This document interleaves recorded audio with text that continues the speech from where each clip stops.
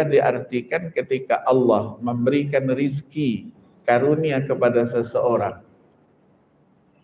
yang disebut dengan qadara, artinya dayyaka wa qattara. Allahu yabsutur rizqa liman yasha'u min ibadihi wa yaqdir. Yabsut wa yaqdir artinya bisa banyak, bisa juga sedikit. Ya, Allah yang turunkan, Allah yang berikan itu. Ya, maka qadar itu, ya, kalau kita bahas secara secara ilmiah, Lailatul Qadar fi kitabillah azza wa jal, itu satu buku sendiri.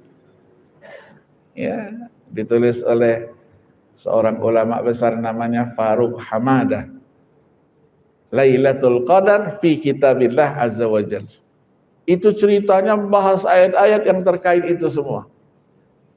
Maka terjadilah perbedaan. Turunnya itu kapan? Al-Quran itu turunnya kapan? Kalau kita baca ayat 155 dari surah Ali Imran, Yaumal Furqani Yaumal Taqal Jam'an. Yaumal Furqani Yaumal Taqal Jam'an itu pertemuan dua pasukan. Itu ketika perang Badar. Perang Badar kan di Madinah sana. Iya, Al-Quran diturunkan di Madinah atau di Mekah? Di Gua Hira. Iya kan? Iya. Jadi tidak boleh dipahami satu ayat terus yang lain ayatnya ditinggalkan. Tidak begitu. Al-Quran itu satu kesatuan. Maka dijelaskan juga di dalam hadis Nabi, ya, diturunkan. Jadi kalau yang itu 17 Ramadan. Yang pendapat yang kuat, ya, kalau kita bahas itu. Ada lagi yang mengatakan bahwa yang disebut dengan Lailatul Qadar, anzalnahu fi Lailatul Qadar. Lailatul Qadar itu dia tidak di bulan-bulan pertengahan Ramadan, adanya di ujung. Karena Lailatul Qadar adanya 10 hari terakhir. Berarti Al-Quran diturunkan 10 hari terakhir. Nah, kalau 10 hari terakhir itu yang mananya? Dalam hadis nanti ada as-sab'ul baqi, 7 hari yang terakhir. Terus malam-malam terakhir itu yang mana? Yang ganjil. 21, 23, 25, 27, 29. Itu diturunkan. Jadi banyak sekali pendapat-pendapat yang begitu. Itulah ulumul Quran. Jadi kalau kita bahasnya, jangan membaca satu ayat terus ngambil kesimpulan. Nanti dulu ayat ini dijelaskan tidak pada ayat yang lain. Ya, ada yang dulu, ada yang belakangan, ada yang saling menafsirkan, dia menjelaskan.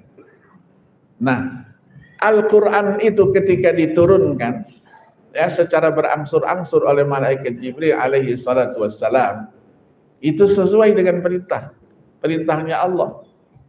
Kadang-kadang turun itu karena memang ada masalah yang sedang terjadi di tengah-tengah kehidupan masyarakat pada waktu itu. Itulah yang disebut dengan ayat yang ada sababun nuzulnya. Ada peristiwa apa yang melatar belakangi sehingga Allah turunkan firman itu. Itulah namanya sababun nuzul. Pertanyaannya nanti, apakah semua ayat Al-Quran ada sababun nuzulnya? Ternyata tidak. Iya kan? Tidak. Itulah yang dijawab oleh para ulama-ulama Al-Quran. Sababun nuzul itu dibagi dua. Ada namanya ibtidai, ada namanya sababi.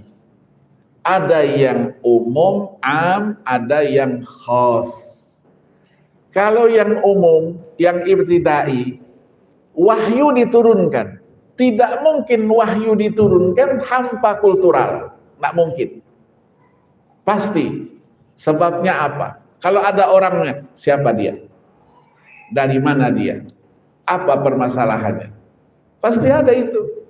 Ya, ada yang melatar belakang yang dalam dunia keilmuan itu disebut dengan sebab turunnya dengan pendekatan secara